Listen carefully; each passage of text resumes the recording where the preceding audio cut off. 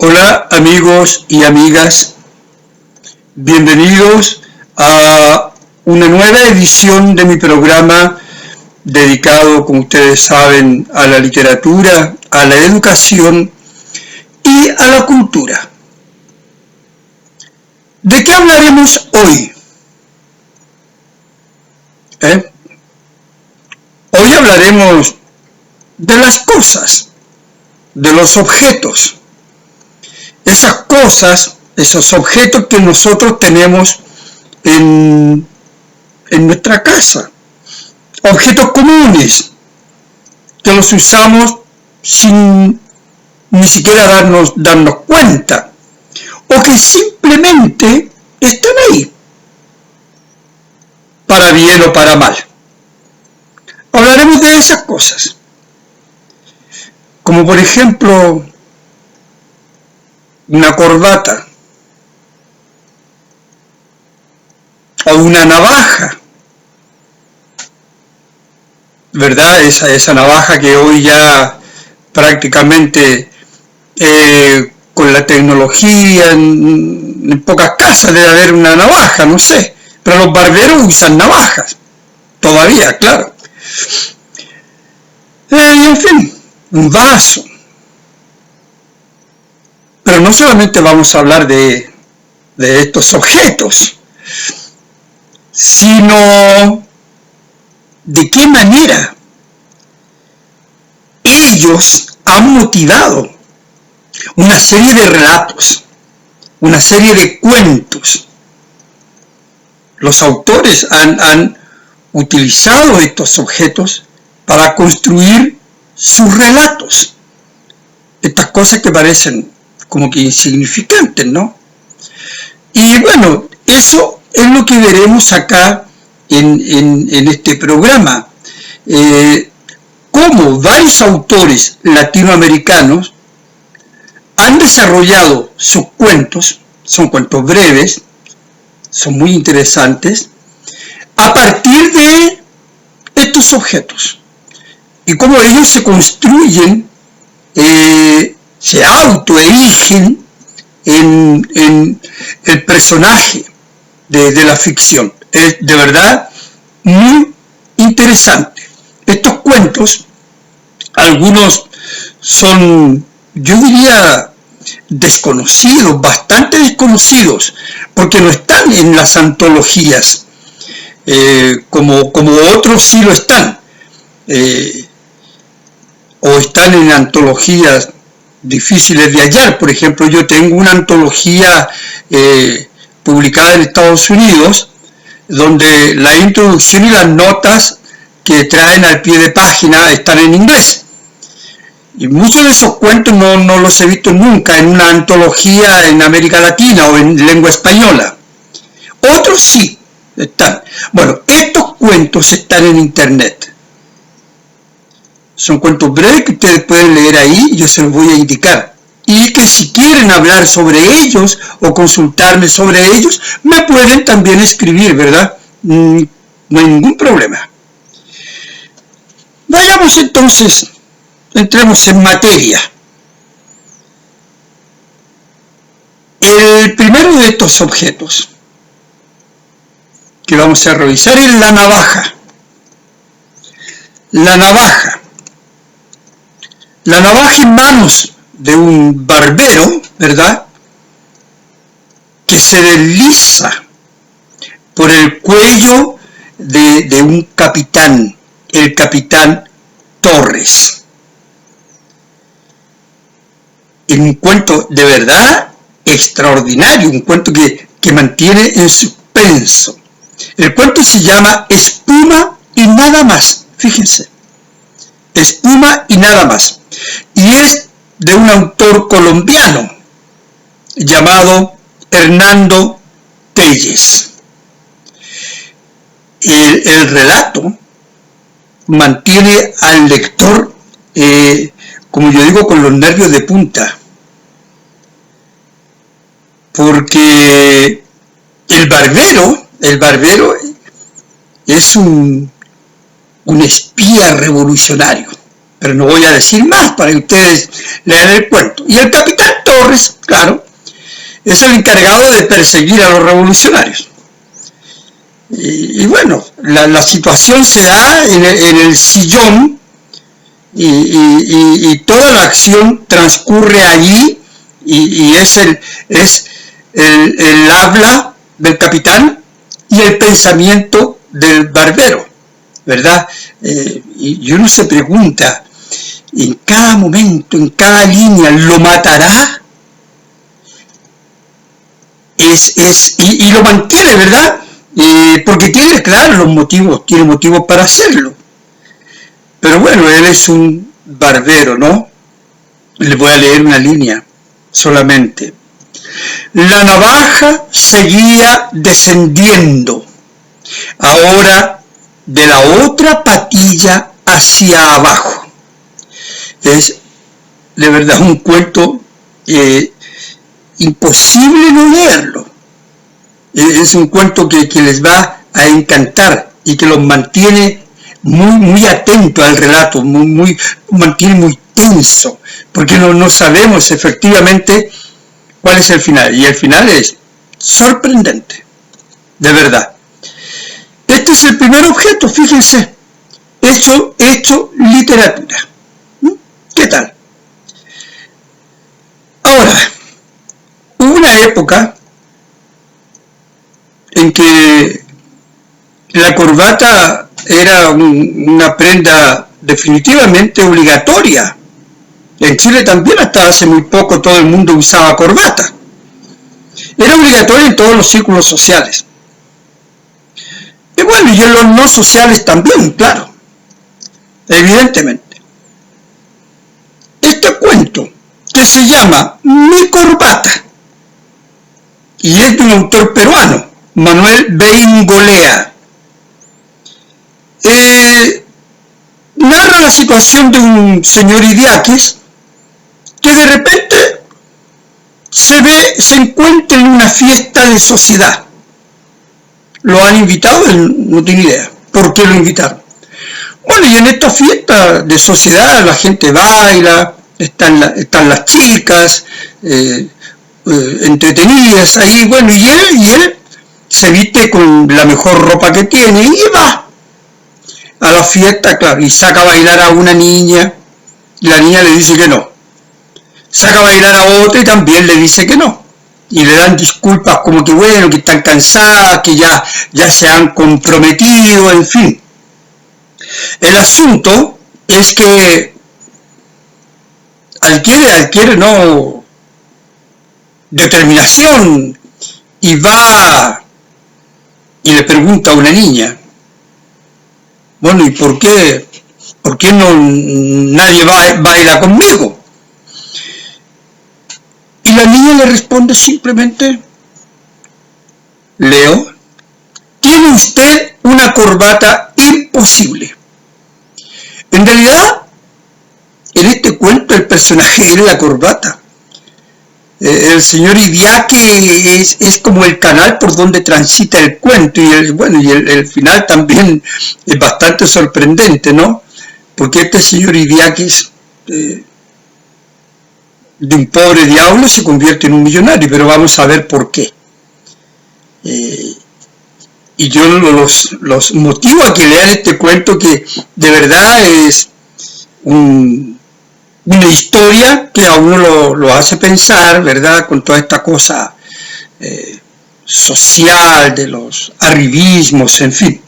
Es muy interesante el cuento, es livianito, pero vale la pena leerlo. De la corbata pasamos a las cartas. Todavía hay gente que escribe cartas. Antes las personas se comunicaban a través de las cartas. Y todo el mundo escribía cartas. De todo tipo. El cuento que habla de la carta se llama Una carta a Dios. Es una carta muy especial, ¿no? Una carta a Dios. Y el autor es un mexicano, Gregorio López y Fuentes. El argumento o el personaje que mueve esta acción, que escribe la carta, se llama Lencho. Y Lencho es un campesino rudo, ingenuo, que está pasando por un mal momento. Entonces le escribe una carta a Dios y le dice en la carta: si no me ayudas, pasaré hambre con todos los míos durante este año. Necesito 100 pesos para volver a sembrar. Bueno, fue al correo y dejó la carta. Es una carta, un cuento muy en realidad cómico, pero también provoca, ¿no es cierto?, un motivo especial, la ingenuidad de Lencho. Es un cuento que estoy seguro que a ustedes les va a agradar. Así vamos teniendo una idea, ¿no es cierto?, también de la cuentística latinoamericana, que se fundamenta en estos objetos que, como dije al comienzo, son tan simples que de verdad no nos damos ni cuenta a veces de que ahí están. Ahora, hay un cuento sobre los almohadones. Almohadones. ¿Qué cosa más común en una casa que los almohadones están en todas partes? Están en el sofá, en la silla, no sé, en la cama, obviamente. Están en todos los lugares. Pero yo personalmente no quisiera un almohadón en mi cama si es de plumas, ¿verdad? Yo creo que ustedes ya sospechan el cuento, porque es un cuento más conocido, que me parece que se lee todavía como lectura en los colegios. El cuento es el almohadón de plumas, del escritor uruguayo Horacio Quiroga. Es un cuento bien conocido, está antologado, no hay dificultad, pero también está en internet, obviamente. Después que uno lee ese cuento, digamos, bueno, mira con algo de recelo los almohadones, ¿no? Yo tengo varios almohadones en mi casa, claro, pero no de plumas. Pero de todas maneras lo reviso todo, como decimos, por si acaso, ¿no? Esto del almohadón de pluma. Igual revise usted los suyos, nunca está de más. Le leo un parrafito nomás, un par de líneas. Las plumas superiores volaron y la sirvienta dio un grito de horror con toda la boca abierta. Dejémoslo hasta ahí y usted me cuenta después qué le pareció, cómo lo encontró, en fin. Bueno, fíjese, ya llevamos 3-4 cuentos. Tenemos hoy una época que estamos viviendo rodeados de mascarillas, verdaderas máscaras de todo tipo, coloridas. Bueno, la pandemia nos ha obligado a usar las máscaras, ¿no? A Honorio, el personaje del cuento La pesadilla de Honorio, del nicaragüense Rubén Darío, las máscaras de rostros diversos, de culturas diversas, desfilan ante él como una constelación dantesca. O sea, le provocan a Honorio pavor. Leo una línea y 2 líneas. todos los ojos almendrados, redondos, triangulares, casi amorfos. Este desfile de máscaras. Entonces el pobre Honorio no pudo más. Sintió un súbito desmayo.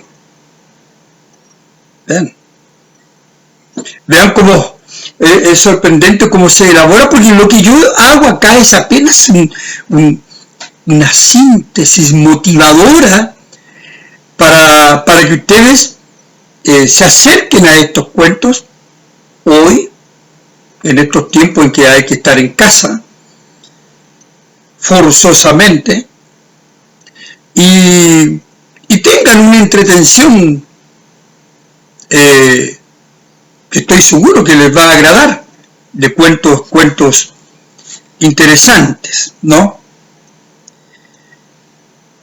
Dejemos las máscaras de lado y vayamos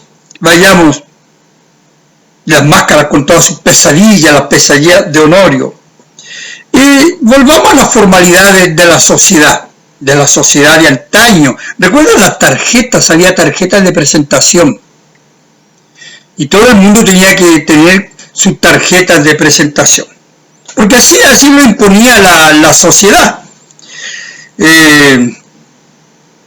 Claro que cuando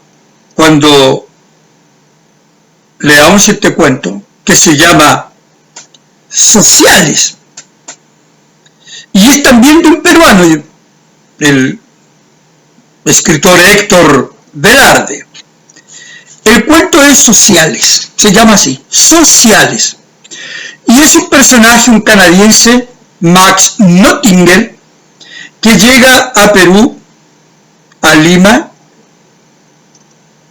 y se ve abrumado por esto de las tarjetas y por esto de la cuestión social, de los modelos sociales, y absolutamente hasta perder la razón. Ustedes lean el cuento y claro, hay que tener cuidado con tantas formalidades, ¿no? No vaya a ser cosa que nos pase algo parecido a Max Nottinger. Y para terminar el programa de hoy, un autor chileno, Manuel Rojas, y su clásico Vaso de leche. Un cuento maravilloso. Leo un parrafito. Inclinado estaba y llorando cuando sintió que una mano acariciaba la cansada cabeza y una voz de mujer con un dulce acento español le decía: llore, hijo, llore. El vaso de leche es un cuento profundamente humano y conmovedor. La vida entera, como yo digo, se encuentra en un humilde vaso de leche. Ya ven ustedes cómo estas cosas simples, que muchas veces nos enteramos de ellas cuando las usamos o necesitamos, han desencadenado todo tipo de historias literarias como las que he descrito acá de un modo bien simple y también producto de una mezquina y caprichosa selección. Así terminamos el programa de hoy. Agradezco su atención y me despido de ustedes hasta la próxima con mi clásico Me parece.